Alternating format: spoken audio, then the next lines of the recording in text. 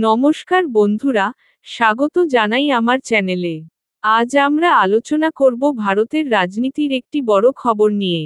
সম্প্রতি বিজেপি ঘোষণা করেছে যে মহারাষ্ট্রের রাজ্যপাল সিপি রাধাকৃষ্ণন হবেন এনডিএর উপরাষ্ট্রপতি পদের প্রার্থী। এই ঘোষণা এসেছে জগদীপ ধনখড়ের আকস্মিক পদত্যাগের পর, যিনি স্বাস্থ্যগত কারণে উপরাষ্ট্রপতির পদ ছেড়েছেন। চলুন এই বিষয়ে বিস্তারিত জানি এবং সিপি রাধাকৃষ্ণনের জীবন কাহিনী সম্পর্কে একটু গভীরে ডুব দিই। প্রথমেই বলে নিই, এই খবরটা ভারতীয় রাজনীতিতে বেশ বড় ধরনের আলোড়ন সৃষ্টি করেছে। বিজেপির জাতীয় সভাপতি এবং কেন্দ্রীয় মন্ত্রী জেপি নাড্ডা নিজে ঘোষণা করেছেন যে সিপি রাধাকৃষ্ণনকে এনডিএ জোটের তরফে উপরাষ্ট্রপতি পদের প্রার্থী করা হয়েছে। এই ঘোষণার পর এনডিএ শরিক দলগুলোর থেকেও সমর্থন আসতে শুরু করেছে।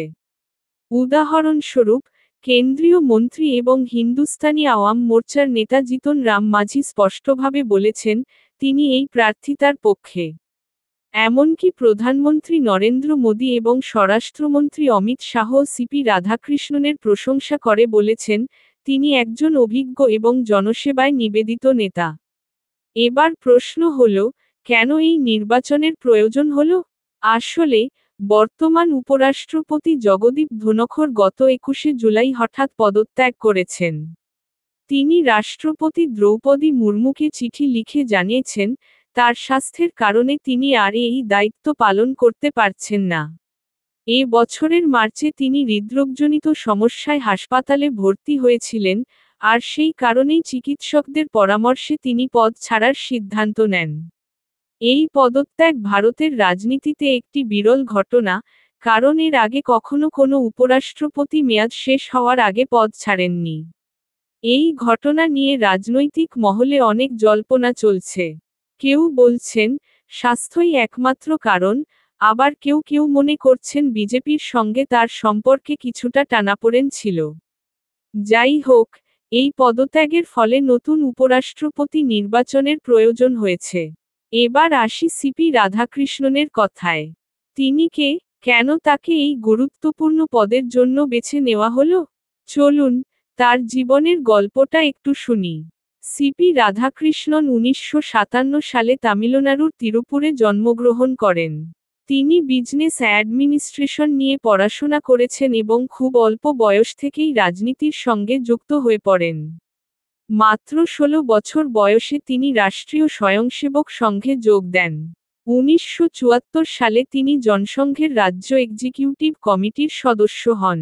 এরপর তিনি বিজেপির হয়ে তামিলনাড়ুর কোয়েম্বাটুর থেকে 1998 এবং 1999 সালে দুবার লোকসভা নির্বাচনে জিতে সাংসদ হন।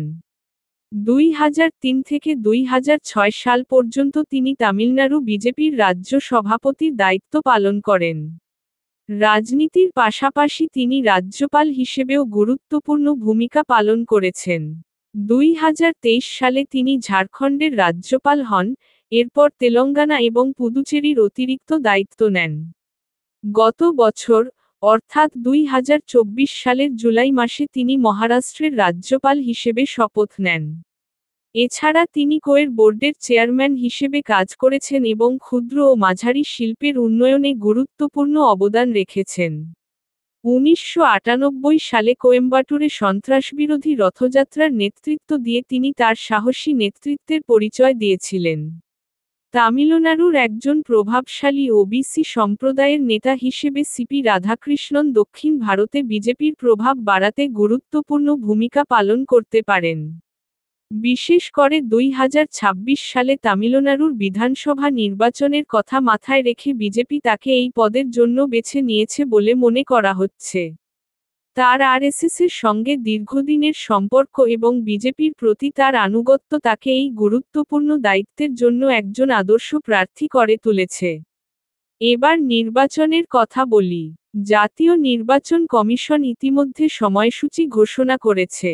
মনোনয়ন জমা দেওয়ার শেষ দিন 21শে অগাস্ট, আর ভোট হবে 9ই সেপ্টেম্বর। এনডিএর সংখ্যাগরিষ্ঠতার কারণে সিপি রাধাকৃষ্ণনের জয় প্রায় নিশ্চিত বলে মনে করা হচ্ছে। তবে বিরোধী দলগুলো এখনও তাদের প্রার্থী ঘোষণা করেনি। ফলে, নির্বাচনের আগে আরও কিছু নাটকীয় মুহূর্ত দেখার সম্ভাবনা রয়েছে। তো বন্ধুরা, এই ছিল সিপি রাধাকৃষ্ণন এবং ভারতের উপরাষ্ট্রপতি নির্বাচন নিয়ে আজকের আলোচনা। আপনারা কি মনে করছেন, সিপি রাধাকৃষ্ণন কি উপরাষ্ট্রপতি হিসেবে সফল হবেন, নাকি বিরোধীরা কোনো চমক দেখাবে? কমেন্টে আপনার মতামত জানান। আর এই ভিডিও যদি ভালো লেগে থাকে, তাহলে লাইক করতে ভুলবেন না। সাবস্ক্রাইব করুন এবং বেল আইকনটি প্রেস করুন, যাতে নতুন ভিডিওর আপডেট পেয়ে যান।